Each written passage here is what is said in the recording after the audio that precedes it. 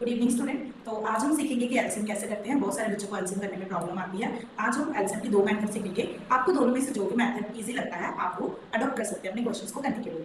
तो हम मान लेते हैं हमारे पास कोई दो क्वेश्चंस हैं जहाँ पे जो भी डिनोमिनेटर्स की टर्म्स होगी उनसे हम उनका एलसीएम निकालना सीखेंगे। तो हमारे पास है 4 और 8। इन दोनों का सबसे लीस्ट मल्टीपल जो भी होगा वहां से स्टार्ट करेंगे। तो 2 के टेबल में दोनों टर्म्स आती हैं तो हम 2 से स्टार्ट करेंगे। 2 के टेबल में 4 आता है 2 पे और 2 के टेबल में 8 आता है 4। नाउ अगेन 2 के टेबल में दोनों टर्म्स आ रही हैं तो हम अगेन 2 से स्टार्ट करेंगे और लास्ट टर्म अगेन हमारे पास क्या आ गई है जो कि आ गई है। एलसीएम निकालने के लिए लेफ्ट हैंड साइड पे जो भी टर्म्स आई हैं उन सारे टर्म्स को आप करोगे मल्टीप्लाई। तो हमारे केस में 3 बार 2 आ रहा है हमने मल्टीप्लाई कर दिया है। 2 2 का 4 4 2 का आ गया 8। तो हमारे पास जो एलसीएम निकल के आया है वो आया है 8। अब हमें क्या करना है, डिनोमिनेटर वाली टर्म को 8 बनाने की कोशिश करनी है।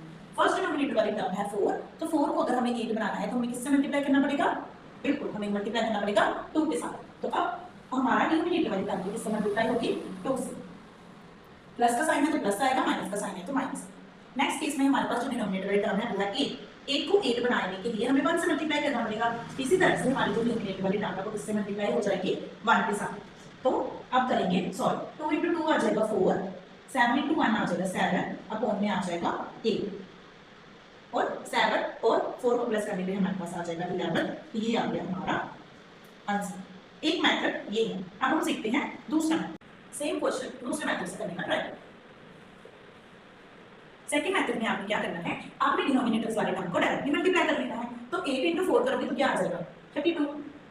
ठीक है। नेक्स्ट आपको क्या करना है, इन दोनों टर्म्स को मल्टीप्लाई करना है, मतलब आपको क्रिस क्रॉस करके मल्टीप्लाई करना है। तो 8 × 2 क्या आ जाएगा आपके पास? 60। बीच में प्लस का साइन है तो प्लस लगा दो। 7 × 4 को मल्टीप्लाई करेंगे तो हमारे पास क्या आ जाएगा? 28। अब हमें इन दोनों टर्म्स को क्या करना है? प्लस करना है। हमारे पास क्या आ गया? 44/32। अगर आप देखेंगे तो आपको लगेगा दोनों जो आंसर्स आए हैं वो डिफरेंट है। नहीं, इस केस में हम इनकी कटिंग कर सकते हैं। तो हम यहाँ पे 4 के टेबल से कटिंग करेंगे। 4 के टेबल में ये दोनों आ जाएंगे 11 पे और 4 के टेबल में जी आ जाएगा 8 पे। तो हमारे पास आंसर आ जाएगा 11/8। तो ये थे हमारे आज के दो मेथड एलसीएम निकालने के लिए। आई होप आपको समझ में आ गए होंगे। अगर आपके स्टिल कोई भी डाउट्स रहते हैं तो आप नीचे हमें कमेंट कर सकते हैं। Thank you.